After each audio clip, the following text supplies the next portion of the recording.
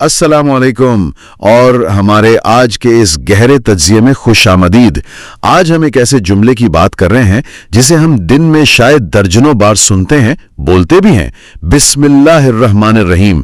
لیکن کیا ہم نے کبھی سوچا ہے کہ ان چند الفاظ میں ایسی کیا طاقت ہے کہ جب یہ نازل ہوئے تو پوری کائنات میں ہلچل مچ گئی تھی؟ جی ہمارے پاس جو مواد ہے وہ بتاتا ہے کہ اس کے نزول پر بادل مشرق کی طرف دوڑ پڑے، ہوائیں تھم گئیں اور سمندروں میں جوش آ گیا۔ سوال یہ ہے کہ ایسا کیوں ہوا؟ ان الفاظ میں آخر ایسا کیا راز پوشیدہ ہے؟ آپ نے بالکل صحیح جگہ سے بات شروع کی ہے۔ یہ کوئی عام واقعہ نہیں تھا، یہ اس جملے کی اہمیت کا آپ کہہ لیں کہ کائناتی اعلان تھا۔ اچھا، آج ہم اسی راز کی کچھ پرتیں کھولنے کی کوشش کریں گے۔ ہم دیکھیں گے کہ یہ جملہ صرف کام شروع کرنے کی دعا نہیں بلکہ تمام آسمانی کتابوں کا خلاصہ کیسے ہے، یہ غیبی دنیا سے حفاظت کا ایک ناقابل تسخیر قلعہ کیسے بنتا ہے، اور کچھ ایسی حقیقی کہانیاں بھی دیکھیں گے جہاں اس نے ناممکن کو ممکن کر دکھایا۔ تو آئیے اس سفر کا آغاز اسی کائناتی منظر سے کرتے ہیں جس نے ہر چیز کو بدل کر رکھ دیا۔ تو سیدنا جابر بن عبداللہ سے روایت ہے، اور یہ منظر واقعی تصور کرنے کے قابل ہے کہ جس وقت بسم اللہ الرحمن الرحیم نازل ہوئی تو کائنات میں ایک غیر معمولی رد عمل ہوا۔ اچھا، کس قسم کا رد عمل؟ بادل جو ہیں وہ مشرق کی طرف تیزی سے بڑھے جیسے کسی حکم کی تعمیر کر رہے ہوں، واہ! اور چلتی ہوئی ہوائیں وہ ایک دم ساکن ہو گئیں۔ سمندر جو اپنی لہروں میں مست رہتا ہے اس میں ایک جوش اور ایک ابال سا پیدا ہو گیا۔ یعنی صرف انسان نہیں بلکہ بے جان چیزوں پر بھی اثر ہوا؟ بالکل، یہاں تک کہ زمین پر چرنے والے جانوروں نے بھی اس کلام کی اہمیت کو محسوس کرتے ہوئے اپنے کان کھڑے کر لیے۔ سبحان اللہ!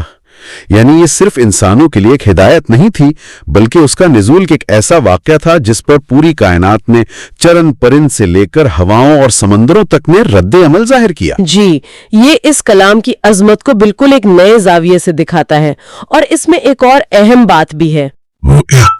اسی واقعے کے ساتھ یہ بھی بیان ہوا کہ شیطانوں کو آسمان سے پتھر مار کر بھگایا گیا، جیسے اس پاک کلام کے نزول کے وقت ہر ناپاکی کو دور کیا جا رہا ہو۔ اچھا، اور پھر اللہ تعالیٰ نے اپنی عزت اور جلال کی قسم کھا کر یہ وعدہ فرمایا کہ جس چیز پر میرا یہ نام یعنی بسم اللہ لیا جائے گا میں اس میں ضرور برکت دوں گا۔ یہ تو ایک براہ راست گارنٹی ہے، ایک وعدہ ہے جو اس کلام کے ساتھ ہمیشہ کے لیے جڑ گیا ہے۔ جی بالکل، یہ اسے ایک عام دعا سے بہت بلند مقام دیتا ہے۔ یہ تو واقعی حیران کن ہے، لیکن اس کی گہرائی صرف یہیں تک نہیں۔ ماخذ میں ایک اور نقطہ ہے جو ذہن کو بالکل گھما دیتا ہے، اور وہ اس کے علم کی وسعت کے بارے میں ہے۔ آپ اس مشہور قول کی طرف اشارہ کر رہے ہیں کہ تمام 104 آسمانی کتابوں کا علم قرآن میں جمع کر دیا گیا ہے۔ جی، یہ اپنے آپ میں ایک بہت بڑا دعویٰ ہے۔ لیکن بات یہاں ختم نہیں ہوتی، پھر کہا گیا کہ پورے قرآن کا علم اور اس کا خلاصہ سورۃ الفاتحہ میں ہے۔ سورۃ الفاتحہ کا خلاصہ بسم اللہ الرحمن الرحیم میں ہے، اور پھر سب سے حیرت انگیز بات کہ پوری بسم اللہ کا خلاصہ اس کے پہلے حرف بے میں ہے۔ یہ بات یہ سمجھنا تھوڑا مشکل ہے، ایک حرف میں پوری کائنات کا علم کیسے سما سکتا ہے؟ جی، یہ واقعی ایک گہرا نقطہ ہے۔ دیکھیں، یہ صرف ایک علمی بات نہیں ہے، یہ کائنات کے ایک بنیادی اصول کی طرف اشارہ ہے۔ اچھا، وہ کیسے؟ جیسے ایک چھوٹے سے بیج میں ایک پورے تناور درخت کا نقشہ اور صلاحیت چھپی ہوتی ہے، اسی طرح اس حرف بے میں تمام الہی علم کا جوہر پوشیدہ ہے۔ علماء نے اس بے کا مطلب یہ بیان کیا ہے۔ کیا مطلب ہے اس کا؟ کہ جو کچھ بھی تھا، ہے یا ہوگا وہ مجھ یعنی اللہ ہی سے ہے اور مجھی کے لیے ہے۔ واہ! تو یہ توحید کا یعنی اللہ کی وحدانیت اور حاکمیت کا اتنا جامع خلاصہ ہے کہ اس سے بہتر ممکن نہیں۔ یہ ہمیں یاد دلاتا ہے کہ ہماری پوری حقیقت، ہمارا ماضی، ہمارا مستقبل، سب کا سب ایک ہی الہی منبع سے جڑا ہوا ہے۔ یعنی جب ہم ب کہتے ہیں تو ہم دراصل پوری کائنات کی حقیقت کا اعتراف کر رہے ہوتے ہیں۔ یہ تو سوچ کو بدل دینے والی بات ہے۔ اچھا، اسی سے جڑی ہوئی ایک اور دلچسپ چیز اسم اعظم کا تصور ہے۔ کیا بسم اللہ کا اس سے بھی کوئی تعلق ہے؟ بالکل ہے۔ ایک حدیث میں بسم اللہ کا اللہ کے اسم اعظم یعنی اس کے سب سے عظیم نام سے تعلق کو ایک بہت خوبصورت تشبیہ سے واضح کیا گیا ہے۔ کیا تشبیہ ہے وہ؟ فرمایا گیا کہ بسم اللہ اس میں اعظم سے اتنا ہی قریب ہے جتنا آنکھ کی سیاہی اس کی سفیدی سے قریب ہوتی ہے۔ واہ، یعنی ان کے درمیان کوئی فاصلہ ہی نہیں ہے۔ بالکل ہے، وہ ایک دوسرے کا حصہ ہے۔ لیکن اس میں اعظم کی خاصیت کیا ہے؟ اس میں اعظم وہ نام ہے جس کے وسیلے سے جب دعا کی جائے تو وہ رد نہیں ہوتی۔ اچھا، اب اس قربت کا مطلب یہ ہوا کہ بسم اللہ سے شروع کی گئی دعاؤں میں قبولیت کی زبردست صلاحیت موجود ہے۔ کچھ علماء تو اس حدیث کی بنیاد پر یہاں تک کہتے ہیں کہ بسم اللہ خود اس میں اعظم ہے۔ یعنی یہ وہ چابی ہے جو دعا کی قبولیت کے دروازے کھول دیتی ہے۔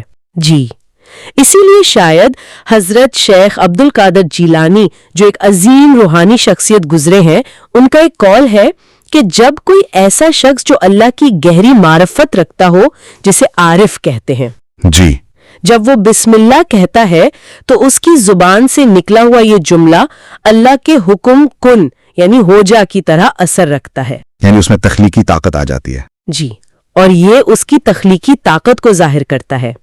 جب ایمان اور معرفت کی گہرائی کے ساتھ یہ کلمات ادا کیے جائیں تو یہ صرف الفاظ نہیں رہتے، یہ قوت بن جاتے ہیں جو چیزوں پر اثر انداز ہوتی ہے۔ تو ہم نے اس کی کائناتی اہمیت، علمی گہرائی اور روحانی طاقت کو سمجھ لیا۔ اب سوال یہ پیدا ہوتا ہے کہ ہم اپنی روزمرہ کی زندگی میں اس طاقت سے کیسے فائدہ اٹھا سکتے ہیں؟ ماخذ میں ایک حدیث ہے کہ ہر وہ اہم کام جو بسم اللہ کے بغیر شروع ہو وہ ادھورا رہتا ہے۔ یہ حدیث ہماری زندگی کا بنیادی اصول ہونا چاہیے۔ اس کا مطلب یہ نہیں کہ وہ کام مکمل نہیں ہوگا، بلکہ یہ کہ وہ برکت سے خالی ہوگا۔ برکت سے خالی؟ جی، انسانی کوشش چاہے کتنی ہی بہترین کیوں نہ ہو، اللہ کی مدد اور برکت کے بغیر بے نتیجہ یا کم نتیجہ خیز رہتی ہے۔ بسم اللہ پڑھنا دراصل اپنی محدودیت کا اعتراف اور لامحدود طاقت پر بھروسے کا اعلان ہے۔ لیکن یہ اصول کن کاموں پر لاگو ہوتا ہے؟ کیا ہر چھوٹے سے چھوٹا کام جیسے فون اٹھانا یا ای میل لکھنا اس دائرے میں آتا ہے؟ کہیں یہ ایک بے معنی رسم تو نہیں بن جاتی اگر ہم ہر کام پر اسے پڑھتے رہیں؟ یہ بہت اچھا سوال ہے۔ ماخذ میں دی گئی فہرست حیران کن حد تک وسیع ہے۔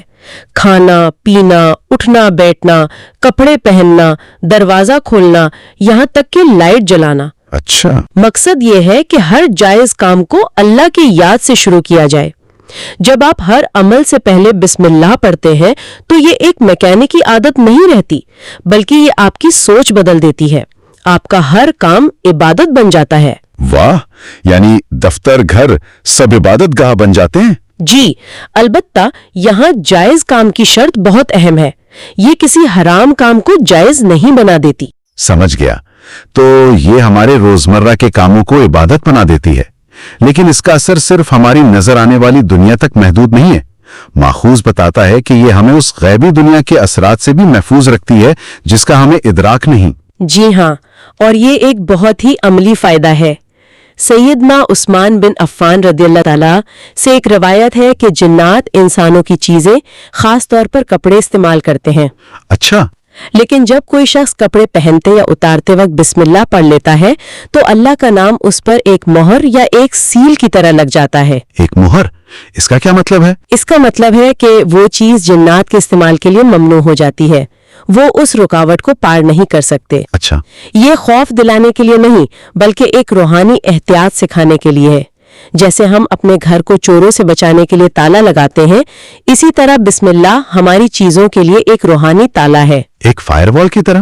بالکل، ایک فائر وال جو ہمیں غیبی مخلوق کی مداخلت سے بچاتا ہے۔ یہ اصول ہر چیز پر لاگو ہوتا ہے۔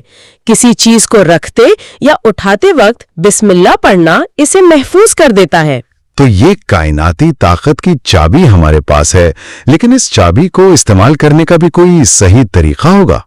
کیا بس جلدی سے بسم اللہ کہہ دینا کافی ہے؟ یہ ایک اور اہم نکتہ ہے۔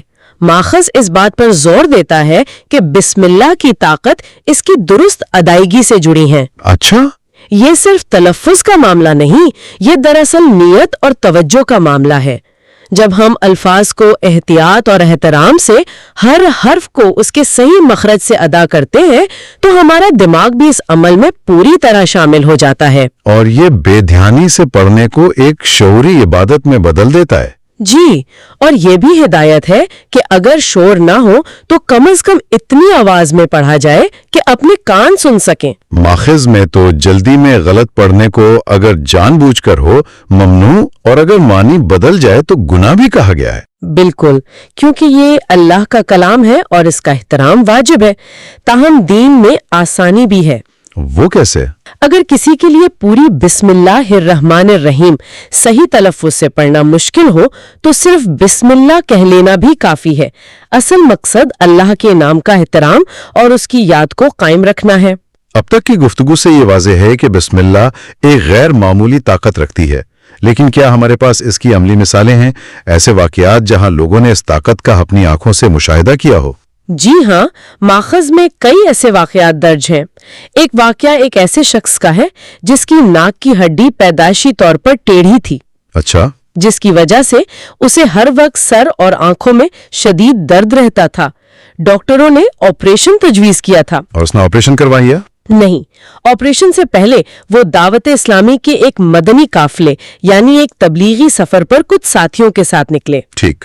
سفر کے دوران انہوں نے دعا کی، اے اللہ، اس نیک سفر اور ان نیک لوگوں کی صحبت کے صدقے میری ناک کی ہڈی سیدھی فرما دے۔ اور پھر؟ کچھ دن بعد جب وہ گھر لوٹے اور آئینے میں دیکھا تو وہ حیران رہ گئے۔ ان کی ناک کی ہڈی بالکل سیدھی تھی اور درد ہمیشہ کے لیے ختم ہو چکا تھا۔ یہ تو معجزہ ہے۔ یہ واقعہ کیا سکھاتا ہے؟ یہ اس اصول کو واضح کرتا ہے کہ سچی نیت، سفر کی حالت اور نیک لوگوں کی صحبت میں کی گئی دعا میں قبولیت کا امکان بہت بڑھ جاتا ہے۔ اس شخص کا یقین اور ایک روحانی ماحول کا ساتھ ملنا اس کی دعا کی قبولیت کا ذریعہ بن گیا۔ ایک اور واقعہ اعلیٰ حضرت کا ہے، جو اپنے وقت کے ایک عظیم عالم اور فقیہ تھے۔ جی، وہ دہلی میں حضرت نظام الدین اولیاء کے مزار پر حاضری کے لیے گئے۔ جب وہ وہاں پہنچے تو باہر بہت زیادہ شور شرابہ، قوالیاں اور ایسی چیزیں ہو رہی تھیں جو ان کی طبیعت کے خلاف تھیں۔ اچھا۔ وہ مزار کی چوکھٹ پر کھڑے ہوئے اور صاحب مزار سے روحانی طور پر مخاطب ہو کر عرض کیا کہ یہ شور میرے مقصد میں خلل ڈال رہا ہے۔ اور پھر کیا ہوا؟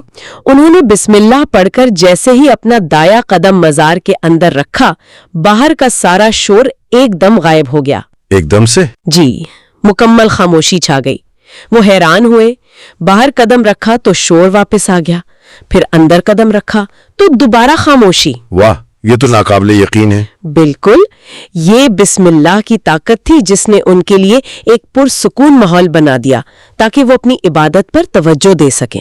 اور یہ واقعہ ہمیں یہ بھی سکھاتا ہے کہ اگر بزرگوں کے مزارات پر کچھ غلط رسومات ہوں تو بھی ہمیں وہاں جانے سے گریز نہیں کرنا چاہیے، البتہ ان غلط کاموں سے خود کو بچانا چاہیے۔ یہ کہانیاں تو ایمان کو تازہ کر دیتی ہیں، لیکن ایک آخری کہانی ہے جو شاید سب سے زیادہ ڈرامائی ہے، جو اس کی جسمانی اور روحانی دونوں طرح کی طاقت کو دکھاتی ہے۔ آپ حضرت عمرو بن مائدے کرب کی کہانی کی بات کر رہے ہیں؟ یہ اسلام قبول کرنے سے پہلے کا واقعہ ہے۔ جی، وہ عرب کے مشہور جنگجوؤں میں سے تھے۔ جی، قحط کے زمانے میں وہ ایک بوڑھے شخص کے خیمے پر پہنچے تاکہ اسے لوٹ سکے۔ ایک کمزور بوڑھے کو لوٹنا ان جیسے جنگجو کے لیے تو کوئی مسئلہ نہیں ہونا چاہیے تھا۔ یہی انہوں نے بھی سوچا تھا، لیکن جیسے ہی وہ آگے بڑھے، اس کمزور نظر آنے والے بوڑھے نے بلند آواز سے بسم اللہ الرحمن الرحیم پڑھا اور ان پر حملہ کر دیا۔ اچھا، پھر کیا ہوا؟ حضرت عمر، جو اپنی طاقت کے لیے مشہور تھے، انہیں اس بوڑھے نے 3 بار اٹھا کر زمین پر پٹک دیا۔ وہ بسم اللہ کی جسمانی طاقت کے سامنے بے بس ہو گئے۔ یہ تو کہانی کا ایک حصہ ہے، اس کا دوسرا حصہ تو اور بھی عجیب ہے۔ جی ہاں، بعد میں اسی بوڑھے نے بسم اللہ پڑھ کر ایک خوفناک جن کو بلایا اور اس سے لڑنے لگا۔ لڑائی کے دوران حضرت عمر نے جوش میں اپنے بتوں لات اور عزا کا نعرہ لگا دیا۔ اوہ! جیسے ہی انہوں نے شرک کا کلمہ بولا، اس بوڑھے کی طاقت ختم ہو گئی اور وہ جن سے ہار گیا۔ یہ اس سے ظاہر ہوتا ہے کہ شرک کی آمیزش نے روحانی طاقت کو کیسے کمزور کر دیا۔ بالکل، لیکن پھر جب دوبارہ لڑائی ہوئی تو اس بار حضرت عمر نے اپنی غلطی سے سیکھا اور پکار کر کہا، میرے ساتھی بسم اللہ الرحمن الرحیم کی برکت سے جیت گئے۔ اچھا۔ جیسے ہی انہوں نے توحید کے کلمے کی طاقت کا اعلان کیا، اس بوڑھے میں ناقابل یقین قوت واپس آئی اور اس نے اس جن کو پکڑ کر زمین میں گاڑ دیا۔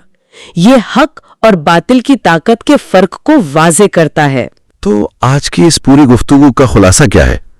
ہم نے دیکھا کہ بسم اللہ صرف چند الفاظ کا مجموعہ نہیں ہے، یہ ایک کائناتی اصول ہے، ایک حفاظتی ڈھال ہے، اس کا نزول ایک عالمی واقعہ تھا، یہ تمام الہامی کتابوں کا نچوڑ ہے، اس میں اعظم کا دروازہ ہے اور معجزات کی کنجی ہے۔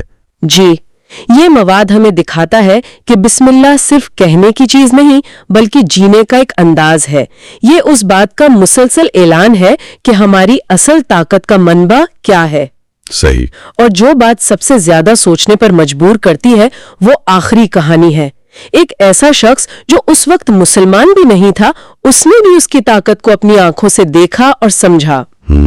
یہ ہمیں یہ سوال کرنے پر مجبور کرتا ہے کہ کیا ہم اپنی جدید زندگیوں میں اپنی ٹیکنالوجی، اپنی ذہانت اور اپنی سمجھی ہوئی طاقتوں پر انحصار کرتے ہوئے برکت اور طاقت کے اس سب سے بنیادی اور سب سے طاقتور ذریعے تک رسائی حاصل کرنا بھول گئے ہیں؟ اس گہرے خیال کے ساتھ آج کے لیے بس اتنا ہی۔ خدا حافظ۔